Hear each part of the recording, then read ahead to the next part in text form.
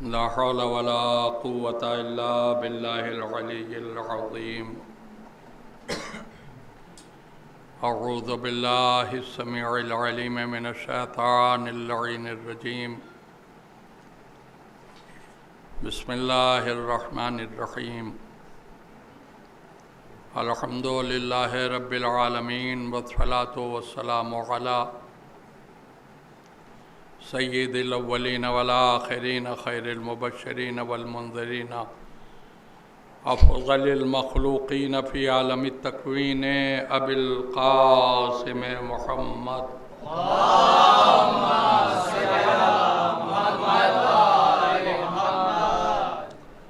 व आलिहि तय्यबीन ताहिरीन अल मअसूमीन अल मज़लूमीन वलअनतुल्लाहि अला अदाइहिम अजमईन मिन लैलिना हाज़ा इला यौमिद्दीन। अम्मा बअद फ़क़द क़ाल अल्लाहु तबारक व तआला फ़ी किताबिहिल मुबीन व हुवा अस्दक़ुस सादिक़ीन। बिस्मिल्लाहिर रहमानिर रहीम। ला इलाहा इल्लल्लाह। सलावत भेजे मोहम्मद वाले।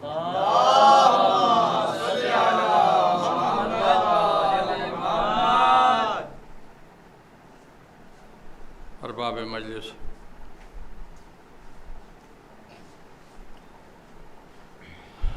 कुरान मजीद की बहुत छोटी सी आयत है जिसे बतौर उन्वान मजलिस मैंने आप हज़रात की खिदमत में पेश करने का शरफ़ हासिल किया है।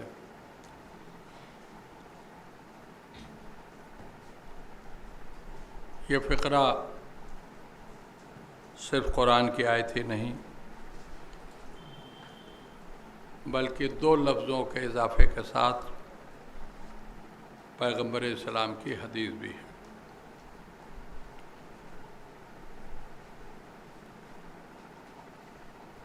एक लफ्ज़ का इजाफ़ा इब्तिदा में और एक लफ्ज़ का इजाफ़ा इंतहा में। नबी ने इस तरह से इसको अपनी हदीस भी बनाया है। इब्तिदा में जो लफ्ज़ है वो है क़ूलू और इंतहा में जो लफ्ज़ है वो है फ़तुफ़्लिहू। अब अगर कोई सिर्फ ला इलाहा इल्लल्लाह कहे तो ये कुरान की आयत है, और अगर कोई क़ूलू ला इलाहा इल्लल्लाह फ़तुफ़्लिहू कहे तो ये पैगम्बर की हदीस है। मेरा उन्वान कुरान की आयत है। ला इलाहा इल्लल्लाह, कोई अल्लाह नहीं सिवाय उस एक अल्लाह के। वो एक अल्लाह जो हमारा खालिक भी है, हमारा मालिक भी है, हमारा राज़िक़ भी है, हमारा माबूद भी है। हम सब उसके बंदे हैं। वो हम सब का पैदा करने वाला हमारा खालिक है।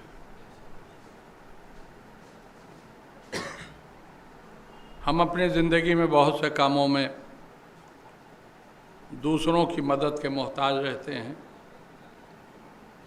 लेकिन हमारा अल्लाह अपने किसी काम को अंजाम तक पहुंचाने के लिए किसी का मोहताज नहीं है। वो जब चाहे, जो चाहे, जैसे चाहे कर सकता है।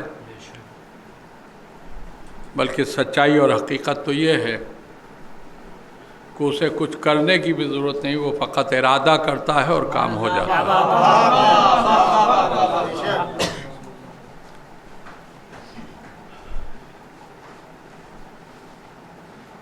वो सारी कायनात से बेनियाज है। हमें उसकी मोहताजी है, लेकिन वो किसी का मोहताज नहीं है।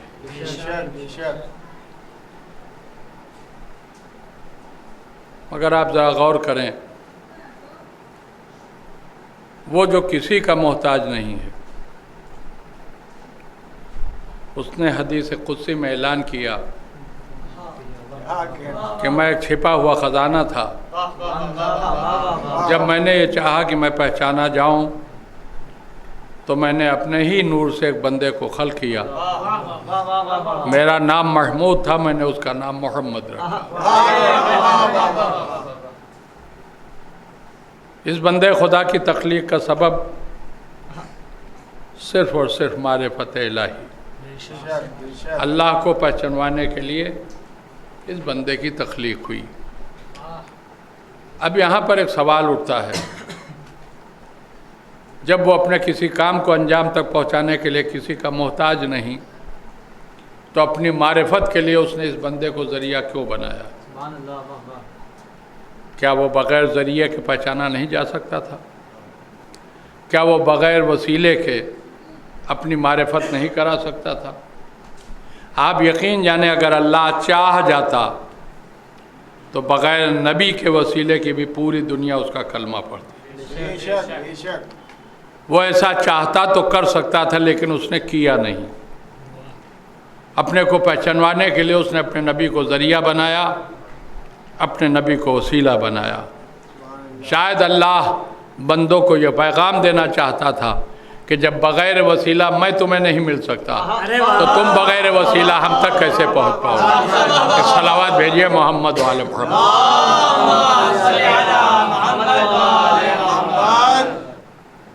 अब बिल्कुल सामने की चीज़ है जिसे अक्ल ख़ुद कबूल करती है कि जब वो अल्लाह की मारिफत कराने के लिए आया है, इंसानों को ये बताने के लिए आया है कि एक अल्लाह है जो तुम्हारा खालिक है, माबूद है, तो इंसानों की बस्ती बाद में बसेगी, ये वसीला पहले बनेगा।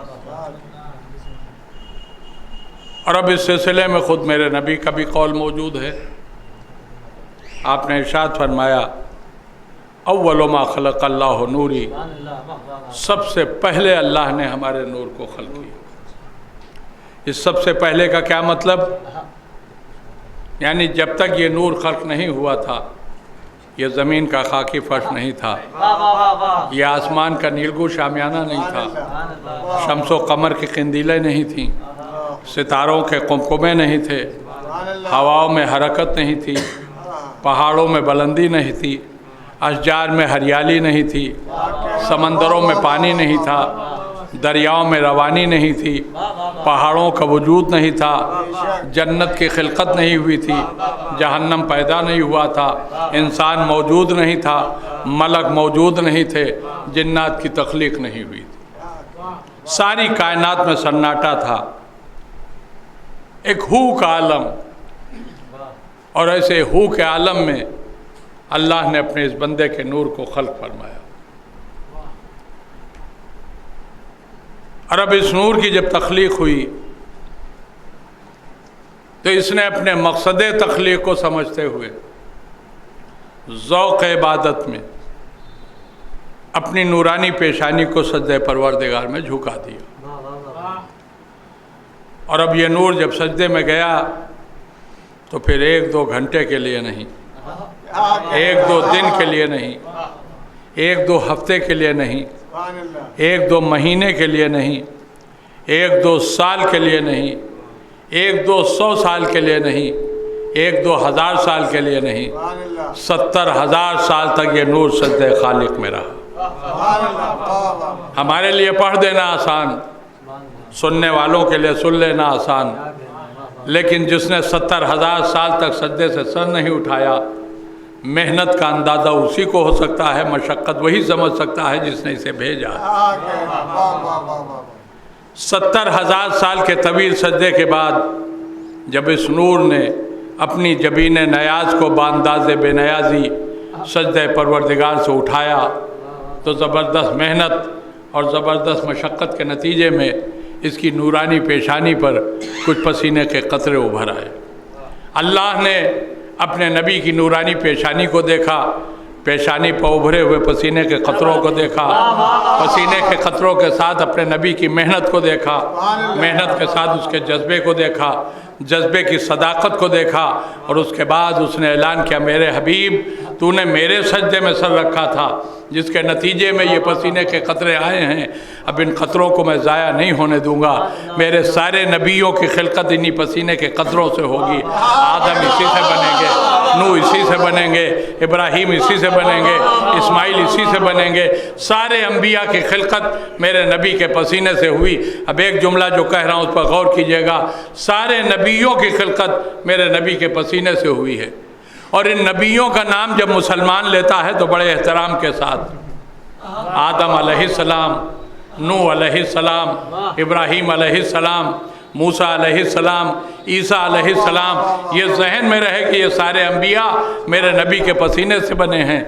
तो सारे नबियों को अलैहिस्सलाम कह के पुकारा जाता है, मगर जब अहले बैत पैगंबर का नाम आता है तो अली रज़ी अल्लाह, फातिमा रज़ी अल्लाह, हसन रज़ी अल्लाह, हुसैन रज़ी अल्लाह, शर्म नहीं आती। जो पसीने से पैदा हो तो अलैहिस्सलाम हैं, और जो खून से पैदा हुए हैं उन्हें रज़ी अल्लाह का। एक सलावत भेजिए मोहम्मद वाले मोहम्मद।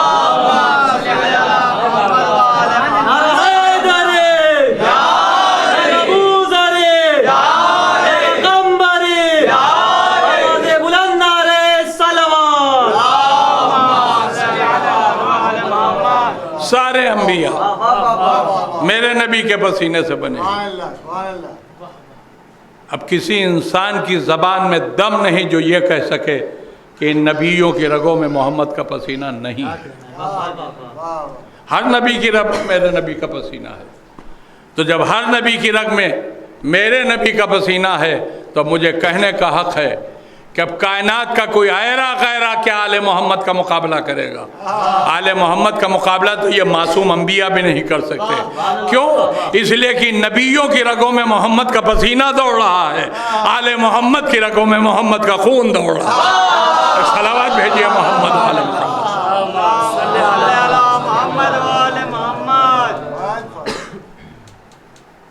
अब आप ज़रा सा गौर फरमाइएगा, बच्चा बच्चा इस बात को जानता है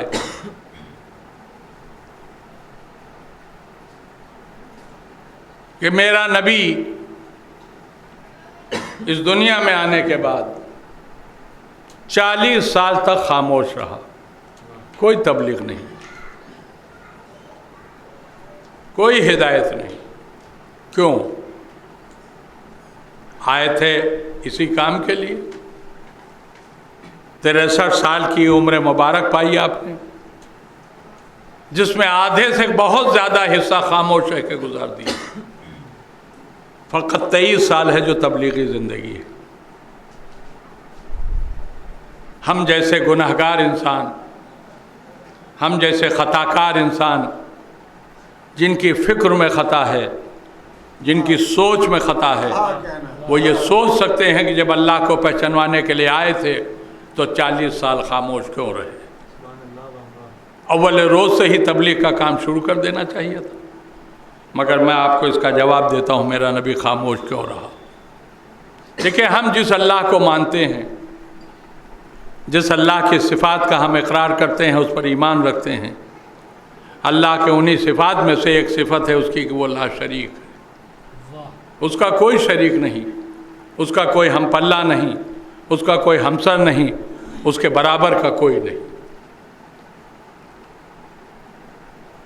लेकिन ये बात भी जहन में रखने की है कि ला शरीक होना सिर्फ़ और सिर्फ अल्लाह की शान है, कोई मखलूक इस शान की मालिक नहीं बन सकती, चाहे जितनी बाज़मत मखलूक हो। लेकिन ऐसा नहीं हो सकता कि कोई ला शरीक हो। सबका कोई ना कोई शरीक है। ये सिर्फ सिफत अल्लाह की है कि उसका कोई शरीक नहीं। मगर अल्लाह ने अपने नबी के नूर को जिन हालात में और जिन कंडीशंस में खल्क किया था, कोई मखलूक मौजूद नहीं थी उस वक्त।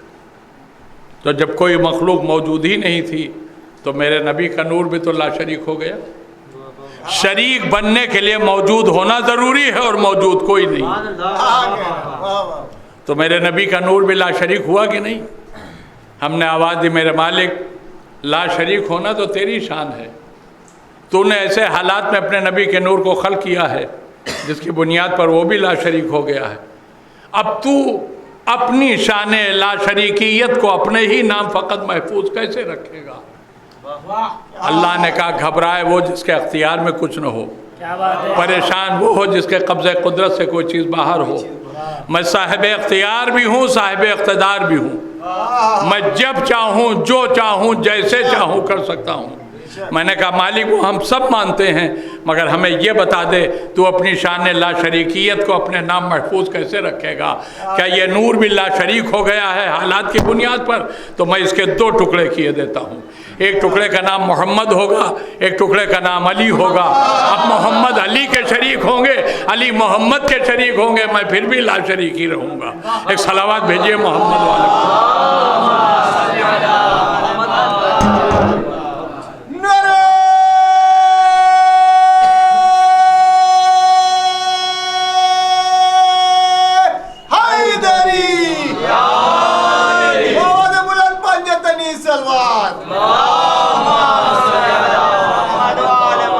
तो अल्लाह ने अपने को ला शरीक रखने के लिए इस नूर के दो टुकड़े कर दिए।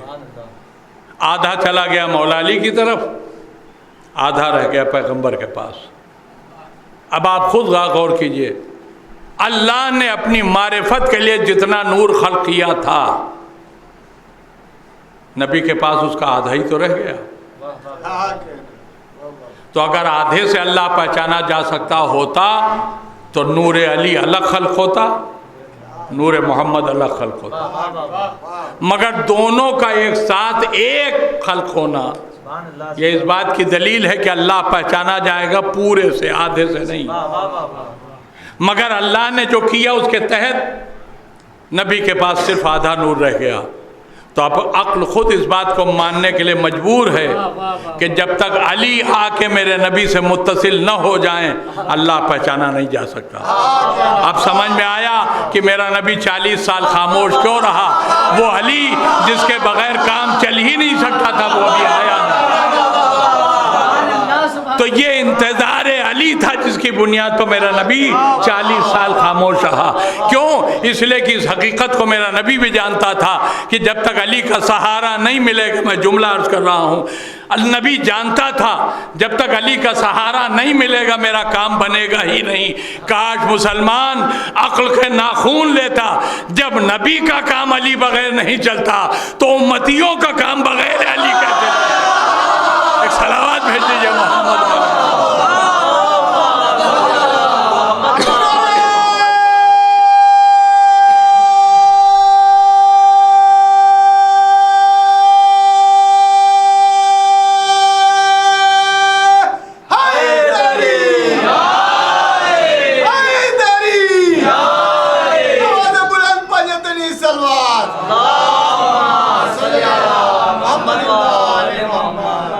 देखिए इस बात को हमेशा अपने जहन में रखिएगा, ये 40 साल जो पैगंबर की खामोश ज़िंदगी है, इस खामोश ज़िंदगी में मेरा नबी करार से नहीं रहा है, सुकून से नहीं रहा है, इत्मीनान के साथ नहीं रहा है।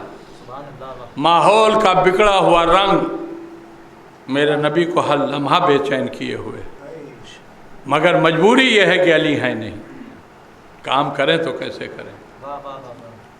और इसी बेकरारी का नतीजा था कि पैगंबर ने अली को पाने के लिए बारगाह इलाही में एक दुआ कर दी। वो दुआ जो मेरे नबी के दहाने अक़दस से बाहर आई, वो दुआ जिसकी लफ्ज़ें मेरे नबी की लफ्ज़ें हैं, मगर न जाने कौन से दिल से मेरे नबी ने दुआ मांगी थी कि अल्लाह ने अपने हबीब की इस दुआ को कुरान का जुज़ बना के क़यामत तक के लिए उसे महफूज कर दिया। दुआए रसूल कुरान बनी। कौन सी दुआ थी? आपकी बारहा की सुनी हुई दुआ, बिस्मिल्लाहिर्रहमानिर्रहीम, रब्बि अदखिलनी मुदखला सिद्क़ व अखरिजनी मुखरजा सिद्क़ वजअलनी मिन लदुनका सुल्तानन नसीरा। मैं मदरसे में तकरीर कर रहा हूँ, यहाँ अरबी जानने वाले तलबा मौजूद हैं, ज़बान को समझने वाले लोग मौजूद हैं। ज़रा दुआए पैगंबर पर गौर तो कीजिए। वजअलनी, मुझे दे, मिन लदुनका, अपने पास से, सुल्तान नसीरा, एक ताकतवर मददगार। आपने गौर फरमाया, मेरे नबी को कमजोर मददगार नहीं चाहिए, ताकतवर मददगार चाहिए। थोड़ा सा वजाहत करके कहूं, मेरे नबी को सांप को देखकर रोने वाला मददगार नहीं चाहिए, कल्ले अजदर चीरने वाला मददगार चाहिए। सलावत भेजिए मोहम्मद वालों को।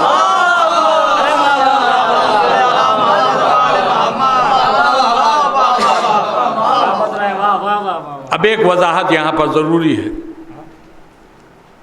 मुसलमानों में शोहरत आम्मा यही है कि सांप ने काट लिया था, जिसकी वजह से वो रो रहे थे।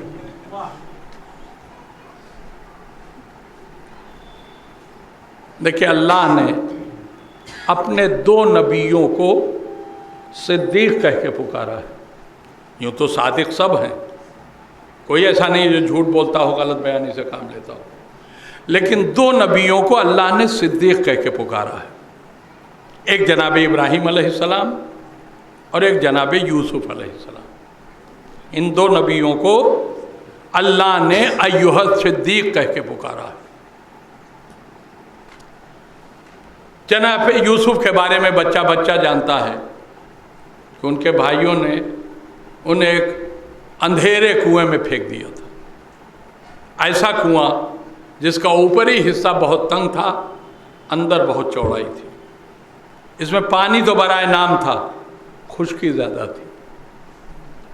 हशारातुल अर्ज़ इस कुएं में सब के सब जमा थे, जितने भी आप सोच सकते हो सब थे। और कोई भी चीज़ अगर इस कुएं में जानदार आ जाती थी तो ये सारे हशारातुल अर्ज़ उस पर हमला करके उसे चूस लेते थे, चबा लेते थे, खा जाते थे। इन्हीं हशारातुल अर्ज़ में एक सांप भी था। जब जनाब यूसुफ कुएं में फेंके गए तो सारे हशारातुल अर्ज़ यूसुफ पर टूट पड़े। तो इस सांप ने कहा, खबरदार से काटना नहीं, ये सिद्दीक है। क्या सुना? कैसे काटना नहीं, ये सिद्दीक है। इसका मतलब सांप सिद्दीक को नहीं काटता।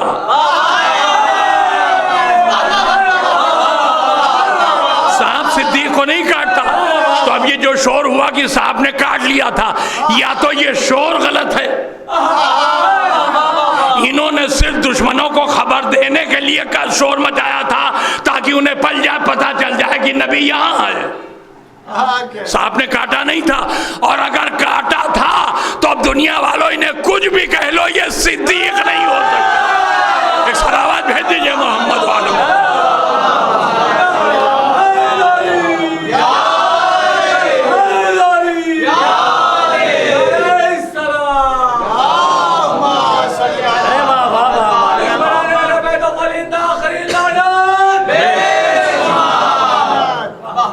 तो पैगंबर ने दुआ मांगी, वजअली, मुझे दे मिन लदुन का अपने पास सुल्तान नसीरा। मैंने बारगाह इलाही में अर्ज की, मेरे मालिक, तेरे हबीब ने अपने लिए कभी तुझसे कुछ मांगा नहीं, जिंदगी पूरी तेरी इताअत में गुजरी है, एक एक नफस इसका तेरे नाम वक्फ है। ये दुनिया में जो कुछ भी करता है सिर्फ तेरे लिए, लेकिन इसने कभी मांगा नहीं तुझसे कुछ। आज पहली मर्तबा इसने हाथ उठाए हैं, तेरी बारगाह में दुआ कर रहा है कि मुझे दे अपने पास से एक ताकतवर मददगार। मालिक अपने हबीब की दुआ सुनेगा कि नहीं? कहा, अगर हबीब की न सुनूंगा तो दुनिया में किसी की न सुनूंगा। मेरा हबीब है, इसकी दुआ कैसे न सुनी जाएगी? हमने कहा, मालिक तो फिर देगा मददगार? कहा, बेशक दूंगा। हमने कहा, कैसे देगा? कहा, बिल्कुल वैसे ही दूंगा जैसे मेरे नबी ने मांगा है। मेरे हबीब, मालिक तेरा नबी तो ये कह रहा कि अपने पास से दे, तो कहा अपने ही पास से दूंगा मैंने कहा, परवरदिगार मगर एक मुश्किल है, तू तो सारी कायनात को अपने पास से देता है। अगर तूने अपने नबी को, अपने हबीब को अपने पास से मददगार दे भी दिया तो ये कैसे पता चलेगा कि यह आने वाला मेरे नबी की दुआ का मिस्दाक बन के आया, यानी तूने अपने पास से दिया है।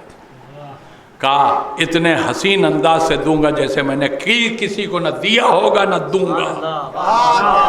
मेरे मालिक वो हसीन अंदाज क्या होगा कि दुनिया का हर बच्चा अपने घर में पैदा होगा, मेरे नबी का मददगार मेरे घर में। सलावत भेजिए मोहम्मद वाले मोहम्मद।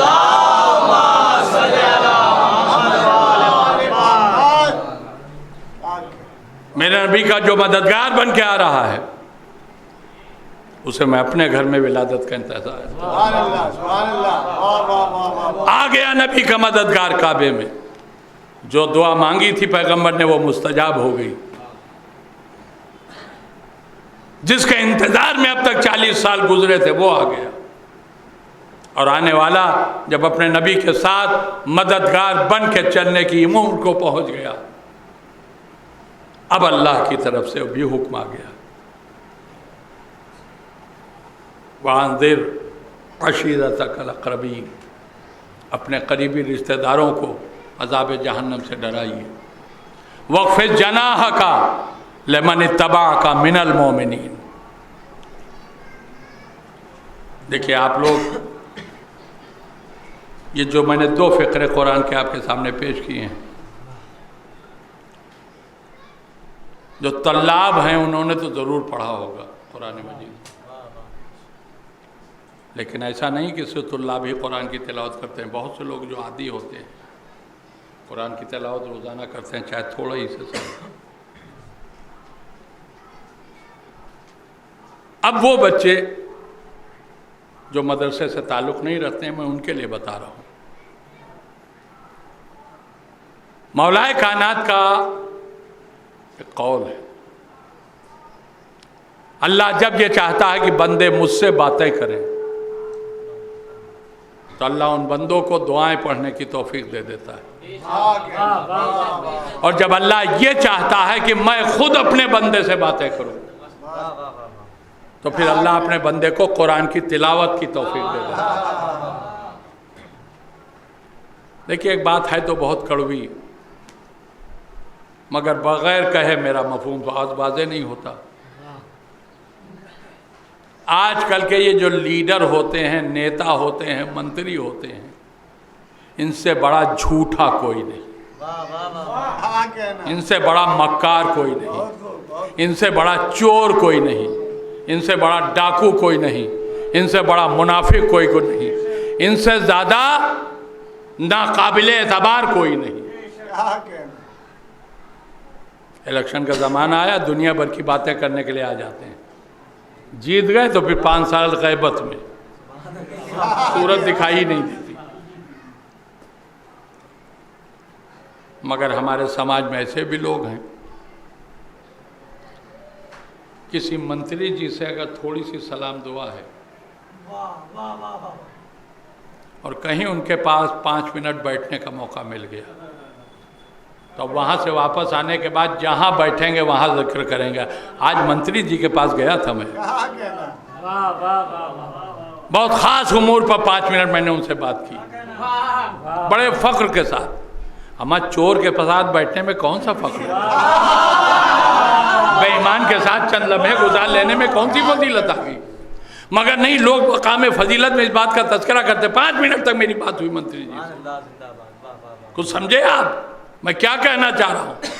अरे इन मंत्रियों के पास बैठना फख्र से बयान मत करो, 5 मिनट रोज कुरान पढ़ा करो और उसके बाद मकाम फख्र में लोगों से कहो आज 5 मिनट अल्लाह ने हमसे बातें की हैं। सलावत भेजिए मोहम्मद वाले।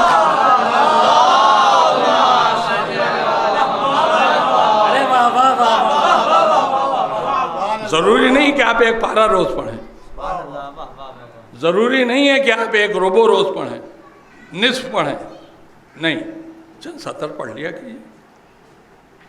मौलाए कायनात का ही कौल है कि अगर किसी शख्स के घर में रोज़ाना कुरान की तिलावत होती है तो वो घर कभी रोज़ी से खाली नहीं हो सकता।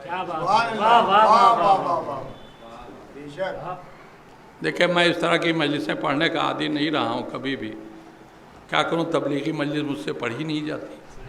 मगर अब बूढ़ा हो गया हूँ तो थोड़ी कभी कभी बीच बीच में ऐसी बातें भी कर लेता हूँ। एक सलावत और भेज दीजिए मोहम्मद।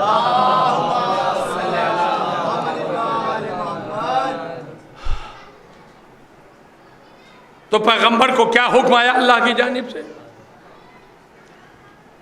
अपने करीबी रिश्तेदारों को अज़ाब जहन्नम से डराइए। वक़्फ़ जनाह का लिमन इत्तबा का मिनल मोमिनीन। देखिए, हो सकता है आप लोग मेरी बात से इत्तेफाक न करें, न माने मेरी बात को, लेकिन मैं जो कुछ मेरे ऊपर गुजरी है वो मैं आपकी खिदमत में अर्ज़ कर रहा हूँ। तकरीबन 70 साल का होने वाला हूँ मैं, और इस उम्र में आज तक मैंने किसी खतीब या किसी आलिम को ये जो 2 फ़िक्रे मैंने पेश किए हैं इनमें दूसरे फ़िक्रे पर बोलते नहीं सुना। अगर तजबी होता है तो फर्स्ट पहला फ़िक्रा वांदिर अशीरतकल अक़रबीन, दूसरे फ़िक्रे को कोई टच ही नहीं करता, पता नहीं, जबकि दोनों बिला फसल हैं, एक के बाद दूसरा फ़िक्रा है। ऐसा नहीं कि एक फला पारे में दूसरा फ़िक्रा दूसरे पारे, नहीं, दोनों एक ही जगह पर, एक फ़िक्रा ख़त्म हुआ और दूसरा शुरू हो गया। लोग इस फ़िक्रे को नज़रअंदाज कर देते हैं, दूसरे वाले फ़िक्रे को, और मेरा अपना ख्याल ये है कि इसी फ़िक्रे पर ज़्यादा जोर देना चाहिए। क्यों? अल्लाह ने इसमें क्या कहा? वक़्फ़ जनाह का लिमन इत्तबा का मिनल मोमिनीन। और मेरे हबीब, ये आपके ख़ानदान में जो मोमिनीन हैं इनमें से जो लोग आपकी इताअत कर रहे हैं उनके लिए अपने शानों को झुका दीजिए। फिर से लफ्ज़ दोहराऊं, अल्लाह अपने नबी से कह रहा आपके ख़ानदान में ये जो मोमिनीन हैं, अब भी नहीं गौर किया? आज मुसलमान बड़े जोर और शोर के साथ चीखता और चिल्लाता फिरता है, नबी का बाप काफिर था, नबी का दादा काफिर था, नबी का चचा काफिर था, नबी के सारे अजदाद काफिर थे, नबी के खानदान वाले काफिर थे। ये मुसलमानों का मौलवी चिल्लाता है कि नबी के घर वाले सब काफिर थे। अब कुरान कह रहा है कि नबी के घर में मोमिनीन थे। वफ़ी जनाह का लिमन इत्तबा का मिनल मोमिनीन, ये आपके ख़ानदान में जो मोमिनीन हैं उनमें से जो लोग आपका इत्तिबा कर रहे हैं। अल्लाह ने नबी के ख़ानदान को 2 हिस्सों में बांट दिया। कहा एक तो सिर्फ मोमिनीन है, अल्लाह को मानते हैं, अल्लाह के रसूल को मानते हैं, और कुछ लोग इनमें ऐसे भी हैं जो अल्लाह को भी मानते हैं, अल्लाह के रसूल को भी मानते हैं, हुक्म नमाज आया नहीं है मगर नबी के पीछे पीछे नमाज भी पढ़ते हैं।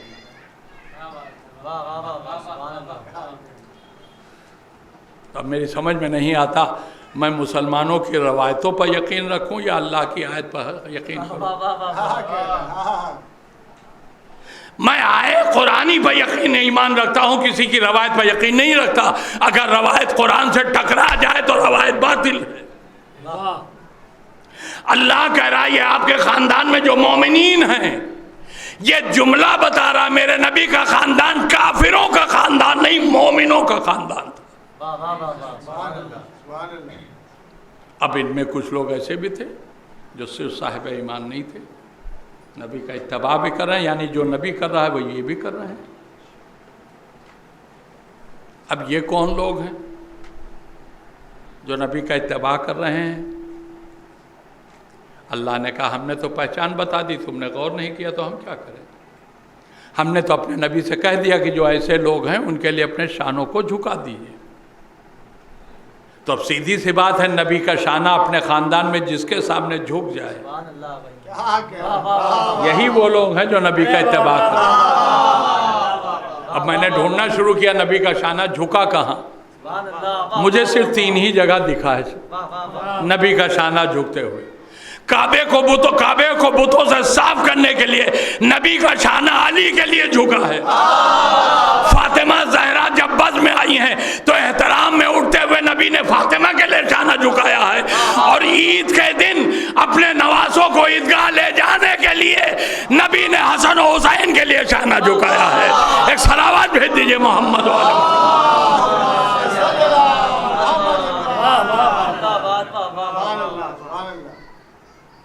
बड़े ज़ोर व शोर के साथ नबी के घर वाले सब काफिर थे माज़अल्लाह। अच्छा देखिए, कुफ्र का फतवा तो सबको दिया जाता है, सबसे ज़्यादा जोर जनाब अबू तालिब के कुफ्र पर है। ये सिर्फ इसलिए कि ये अली के बाप हैं। अली के अलावा अगर किसी दूसरे शख्स के बाप होते तो इनसे बड़ा साहिब ईमान इस दुनिया में कोई दूसरा माना न जाता। और अबू तालिब के कुफ्र के लिए बयान क्या किया जाता है? सबसे बड़ी दलील क्या है? कब वक्त इंतकाल जब आया जनाब अबू, ज़्यादा टाइम तो हो गया क्या भाई? मेरे हिसाब से 35 मिनट हुए हैं। अच्छा, बस 10 मिनट में ख़त्म कर रहा हूँ, मगर अब जो बात छेड़ दी उसे सुन लीजिए। अबू तालिब के कुफ्र के लिए बतौर सबूत सिर्फ एक रवायत बयान की जाती है, जिसके रावी 2 नाबालिग हैं, एक अब्दुल्ला इब्न अब्बास और एक अबू हुरैरा।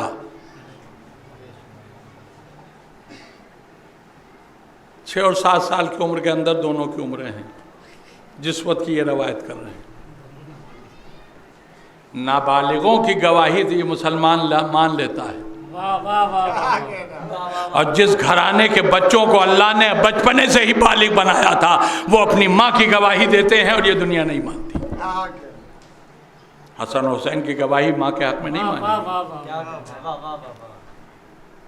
अच्छा, इन दोनों ने गवाही क्या दी?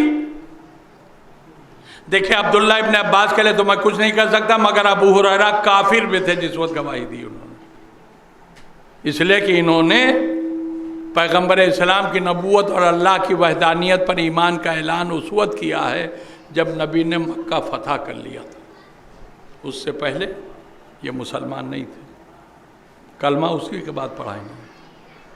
ये दोनों क्या कहते हैं कि हमने देखा कि अबू तालिब का इंतकाल का वक्त था, करीब थे इंतकाल से। पैगंबर इस्लाम ने अपने चचा के कान में कहा, चचा कलमा पढ़ लीजिए, मैं आपकी सिफारिश अल्लाह से करूँगा। मगर जनाब अबू तालिब ने कलमा नहीं पढ़ा और कहा कि मैं अपने बाप दादा के दीन पर हूँ। नबी ने कान में कहा। अब आप सब इतना तो जानते ही हैं, कोई किसी से कान में बात कब करता है? जब वो ये चाहता है कि आसपास वाले मेरी बात न सुनने पाए। तो अगर नबी ने अपने चचा के कान में कहा था तो इसका मतलब नबी की मंशा ये थी कि कोई और न सुने। तो अगर किसी ने कान लगा के सुना है, इसका मतलब मंशाए पैगंबर के खिलाफ काम किया उसने। तो जो मंशाए पैगंबर के खिलाफ काम करे उसकी गवाही मानी जाएगी, और जिनकी सीरत पैगंबर की सीरत हो उनकी गवाही नहीं मानी जाएगी। कान में कहा, मगर इनके कान इतने तेज थे कि जिस बात को नबी छिपाना चाहता था दूसरों से, उसको इन्होंने सुन लिया। तो नबी चाहते थे कि न सुने, मगर इन्होंने सुन लिया। इनके इस सुनने की ताकत पर रोने को दिल चाहता है। ये अगर सुनने पर आ जाएं तो नबी की कान में कही हुई बात भी सुन लेते हैं, और जब न सुनने की नीयत कर लें तो फिर इन्हें ऐलाने गदीर भी सुनाई नहीं देता। सलावत भेज दीजिए मोहम्मद वालों।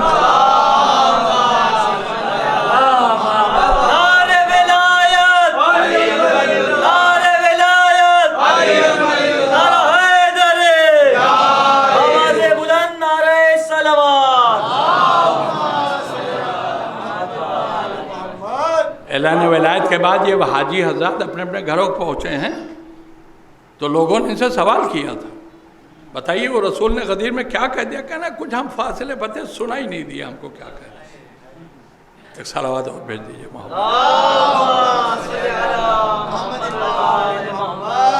बस ख़त्म कर दी मैंने तकरीर।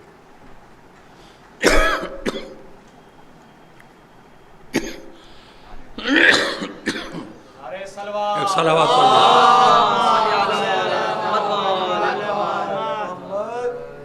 नबी और अली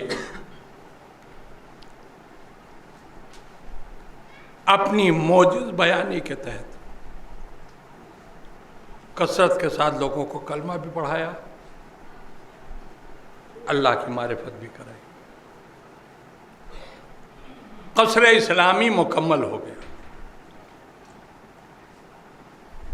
देखिए, किसी भी इमारत का तैयार हो जाना उतना मुश्किल नहीं है जितना उसे महफूज रखना मुश्किल है। अल्लाह खुश था, कसर इस्लामी तैयार हो गया, मगर अब दूसरी फ़िक्र लाहक थी कि इसे महफूज कैसे रखा जाए। तामीर के लिए अल्लाह ने नबी और अली को चुना, इसकी हिफाजत के लिए इन दोनों की औलाद को चुना।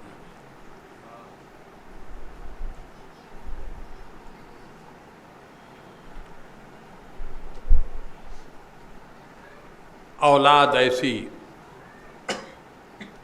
कि जिस मकसद के लिए अल्लाह ने इन्हें चुना था, कहीं से भी उसकी तकमील में कमी नहीं आनी थी।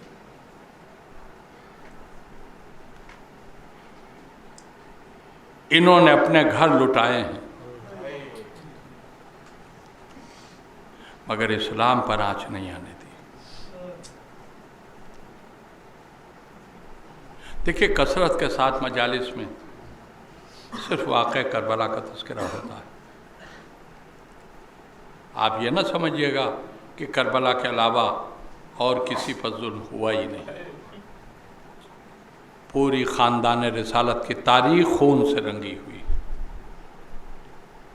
हाँ, करबला का तज़किरा इसलिए ज़्यादा होता है क्योंकि यहाँ हद हो गई जुल्म की, यहाँ जुल्म की इंतहा हो गई। यानी जितना करबला में आले रसूल पर जुल्म हुआ, उससे ज़्यादा जुल्म अब हो ही नहीं सकता। इसलिए हमारी मजलिसें ज़िक्र करबला से खाली नहीं रहती।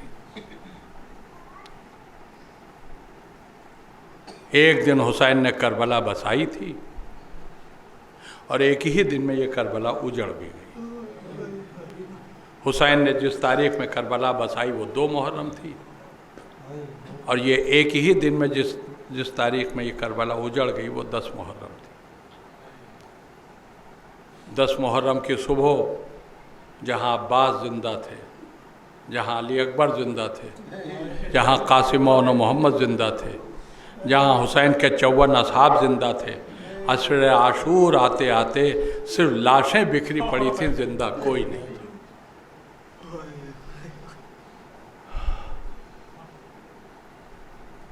और अब इन्हीं लाशों के दरमियान कुछ सितम रसीदा बीवियाँ थीं, कुछ बेसहारा बच्चे थे जिनके सरों पर वारिसों का साया नहीं रह गया। आशूर की भयानक तारीख जब गुजर गई, तब रात का सन्नाटा था और नरग़े आदा में घिरी हुई चंद बेसहारा बीवियां और बच्चे थे। कैसे गुजारी इन्होंने ये रात, ये तो या ये जाने या इनका अल्लाह जाने। मगर हाँ, एक चीज़ बिल्कुल वाज़ेह है, खैमों के जल जाने के बाद, सैदानियों के सरों से चादरें छुन जाने के बाद, हमारा एक बीमार इमाम था, उसने जब सजदे शुक्र में सर रखा तो 11 मुहर्रम की सुबह आ गई। सजदे से सर तब उठा जब ज़ैनब ने आके बाजू हिलाया। मेरे लाल, सजदे से सर उठाओ, हमारा सब लुट गया। अब कुछ बेकजावा और बेअमारी ऊँट आ रहे, और इनमें जो सबसे आगे है ऊँट, वो मोड़ मोड़ के अपने साथियों से कुछ कह रहा है। मेरे लाल, तुम इमाम ज़माना हो, तुम जानवरों की ज़बान भी समझते हो, अब तुम ही बता सकते हो ये आगे आगे चलने वाला ऊँट अपने पीछे वाले साथियों से क्या कह रहा है। इमाम ने सजदे से सर उठाया, कहा, फूफी अम्मा, ये अपने साथियों से कह रहा है कि देखो, अभी चंद लम्हों में आले रसूल हमारी पुष्ट पर सवार हो। मेरे साथियों, ज़रा आहिस्ता आहिस्ता कदम उठाना, ऐसा ना हो कोई बच्चा हमारी पुल से ज़मीन पर गिर जाए। अगर कोई बच्चा गिर गया तो क़यामत में रसूलुल्लाह को क्या जवाब देंगे? अल्लाह अल्लाह, जानवरों को इतना लिहाज था, जानवरों को इतना ख्याल था, मगर ये इंसान नुमा भेड़िए, इन्हें आले रसूल की अजमतों का कोई एहसास नहीं। रस्सियों में जकड़ जकड़ के बीवियों को सवार किया गया। इनमें एक तारीख के एतबार से 4 साल की भी पूरी नहीं होने वाली बच्ची भी, जिसे ऊंट की नंगी पीठ पर अकेले बिठाया गया। ये बच्ची जो रात में अपने बाप के सीने से कभी जुदा नहीं हुई, दिन में कभी माँ की गोद से जुदा, उस बच्ची को अकेली पुश्ते शुतर पर बिठाया गया। रवायतें कहती हैं जैसे ही ऊँट उठता था ये बच्ची गिर जाती। 3.5 या 3.25 साल की बच्ची की क्या हैसियत होती है? कभी ऊँट पर इससे पहले नहीं सवार हुई थी, और अगर सवार हुई भी है तो माँ और फूफी की गोद में रही है। कई बार जब ऐसा ही हुआ तो इस बच्ची को ऊंट की पुष्ट पर लेटा के रस्सियों से इसे बांध दिया।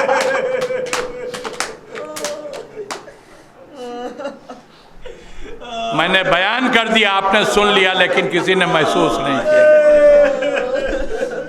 ये मलाइन बांधने वाले थे, कोई रेशम की रस्सी से नहीं बांधा गया था, इसे हारदार रस्सी से बांधा गया, जिसका नतीजा ये हुआ कि जब ऊंट उठ के चला तो हर कदम पर रस्सी की रगड़ से बच्ची का सीना कट रहा था। चंद ही लम्हों के बाद इतना खून बहा कि ऊंट की पूरी पीठ खून से तर हो गई। बच्ची बेहोश हो गई। मैं यहां से बहुत आगे जाना चाहता हूं। रास्ते भर बच्ची को ताजियाने मारे गए, पूरी पुष्ट छलनी है, सीधा सीधा लेटाकर रस्सी से बांधा गया, पूरा सीना जख्मी है। इंसाफ से बताओ आजादारों, बाप के सीने पर सोने की आदी बच्ची अब कैद खाने की रेत पर लेटे कैसे? न पीठ के बल लेटा जा रहा है, न सीने के बल लेट पा रही। नतीजा ये हुआ कि कैद खाने में जब तक सकीना रही है जमीन पर लेट के सो नहीं पाई,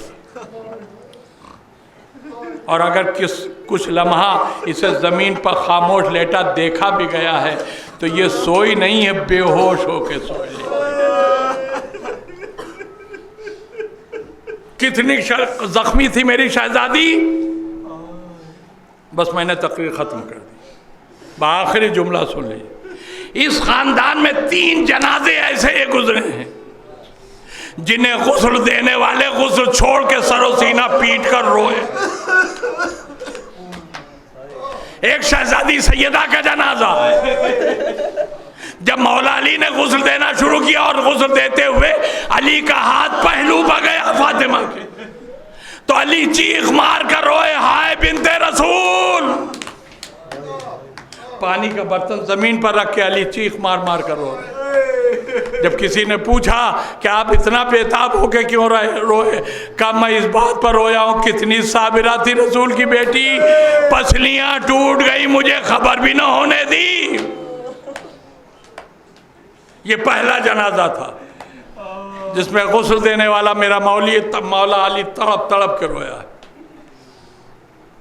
दूसरा जनाजा सर जनाब सकीना का, जब कैद खाने में इंतकाल हुआ और शहजादी ज़ैनब ने जनाजे को गुस्ल के लिए उठाया, तो एक मर्तबा थोड़ी देर में बड़े अब जोर से चीख कर मेरी शहजादी रोई, मेरा बीमार इमाम तड़प गया, फूफी अम्मा क्या हुआ?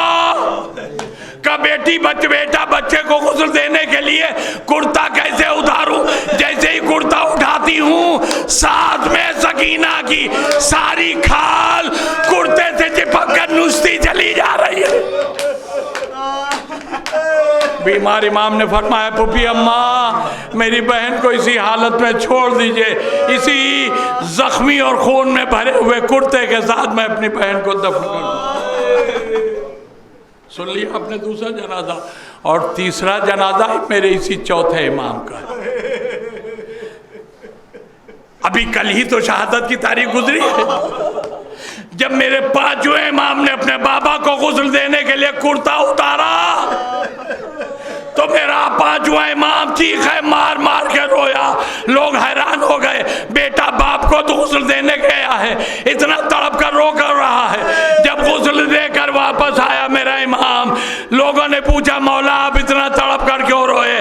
कहा जब मैंने अपने बाबा का कुर्ता उतारा और पीठ पर पानी डालने के लिए उन्हें करवट दी तो मेरे सब्र का दामन हाथों से छूट गया, इसलिए कि मेरे बाबा की पुष्ट इतनी जख्मी थी कि अब तक उनके जिस्म से जख्मों के निशान नहीं मिटे थे। इतने ताजियाने मारे गए कि सर से लेकर कमर तक पूरी पुष्ट जख्मों से चूर। वसयअलमुल्लज़ीना ज़लमू अय्युल मुनक़लब